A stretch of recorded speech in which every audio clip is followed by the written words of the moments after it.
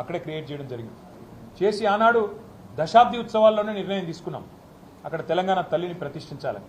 కానీ ఈరోజు కాంగ్రెస్ పార్టీ ఎంత కుసంస్కార పార్టీ అంటే ఆ ముఖ్యమంత్రి జై తెలంగాణ అనడు, అంబేద్కర్ విగ్రహానికి దండేయడు, 125 ఫీట్ల ఎత్తుల్లో ఉండే అంబేద్కర్ విగ్రహాన్ని కనీసం స్వతంత్ర దినోత్సవం నాడు కానీ 14 ఏప్రిల్ నాడు ఆయన జయంతి నాడు కానీ కనీసం అక్కడ లైటింగ్ ఏర్పాటు చేయరు, కనీసం పరిశుభ్రత కూడా పాటించరు. అమరజ్యోతి ఇంతవరకు కనీసం పర్యాటకుల కోసం ఓపెన్ కాలేదు.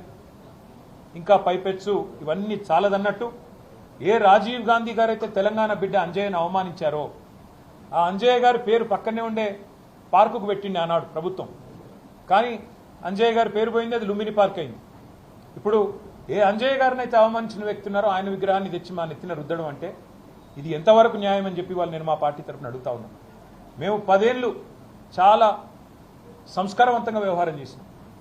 రాజీవ్ ఆరోగ్యశ్రీ అనే పథకం ఉంటే దాని పేరు మార్చలేదు, అట్లే కొనసాగించాం. మా పేరు పెట్టుకోవచ్చు, ఇంకో పేరు పెట్టవచ్చు, కానీ మార్చలేదు. రాజీవ్ రహదారి అని స్టేట్ హైవే ఉంటే దాని పేరు కూడా మార్చలేదు.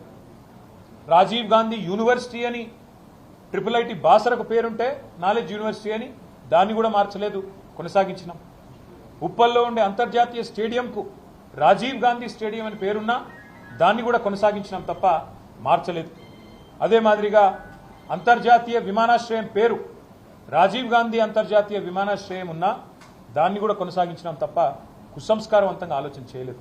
కానీ ఇవాళ బాధతోనైనా చెప్పక తప్పడం లేదు.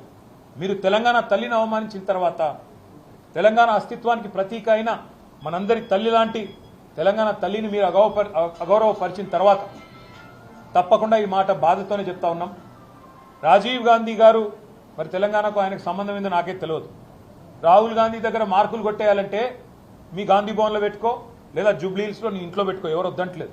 కానీ ఇవాళ తెలంగాణ సెక్రటేరియట్ ముందు రాజీవ్ గాంధీ విగ్రహాన్ని పెట్టి ఏ కాంగ్రెస్ పార్టీ అయితే వందలాది మంది పిల్లల ప్రాణాలు తీసిందో ఆ కాంగ్రెస్ పార్టీ మళ్ళొక్కసారి క్రూర పరిహాసం ఆడే విధంగా తెలంగాణతో, తెలంగాణ అస్తిత్వాన్ని, తెలంగాణ ఆత్మగౌరవాన్ని దెబ్బతీసే విధంగా వ్యవహారం చేస్తూ ఉన్నారు.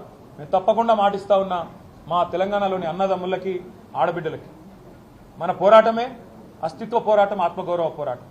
తప్పకుండా మనం మళ్ళీ తిరిగి వస్తాం. అది కాంగ్రెస్ వాళ్ళకు తెలుసు, మీకు తెలుసు, మాకు తెలుసు. 4 ఏళ్లలో మళ్ళీ కేసీఆర్ గారి నాయకత్వంలో తిరిగి తెలంగాణలో ప్రభుత్వం కూడా మనదే ఏర్పడుతుంది. ఏర్పడ్డ తర్వాత వెంటనే తప్పకుండా రాజీవ్ గాంధీ గారి విగ్రహాన్ని అక్కడి నుంచి సకల మర్యాదలతో తొలగిస్తాం. అక్కడి నుంచి వారు కాంగ్రెస్ వారు ఎక్కడికి కోరుకుంటే అక్కడికి తరలిస్తాం. అక్కడ మాత్రం ఖచ్చితంగా తెలంగాణ తల్లి విగ్రహాన్ని పెడతాం.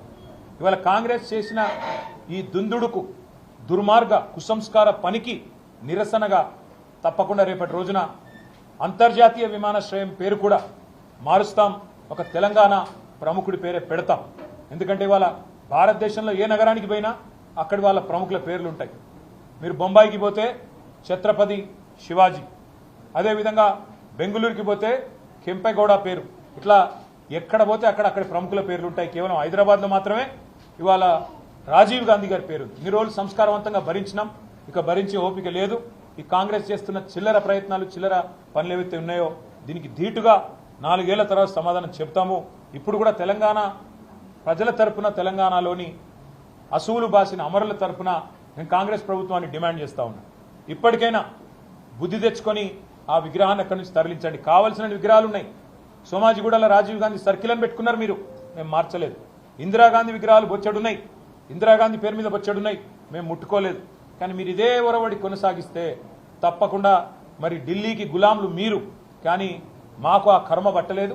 తప్పకుండా మా తెలంగాణ పౌరుషంగల బిడ్డలుగా చెప్తా ఉన్నా 100% తెలంగాణ తల్లిని అక్కడే పెడతాం.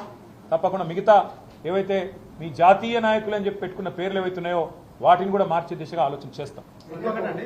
తెలంగాణలో